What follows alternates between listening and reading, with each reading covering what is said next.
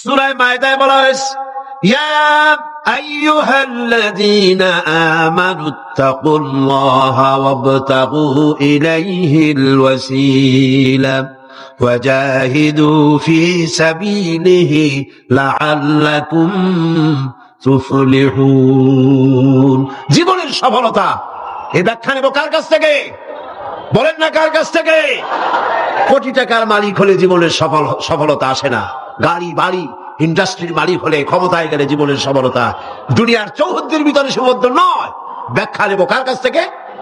ওই আল্লাহ পাক বলছেন, হে বিশ্বাসীরা, জীবন তোমার সফল হবে আল্লাহকে ভয় করো। কারে ভয় করতে হবে? রাষ্ট্রকে, পুলিশকে, আর্মিকে, প্রধানমন্ত্রীকে, প্রেসিডেন্টকে? কারে ভয় করতে হবে? জোরে চিল্লা এখন। আল্লাহ রাব্বুল আলামিনকে ভয় করো।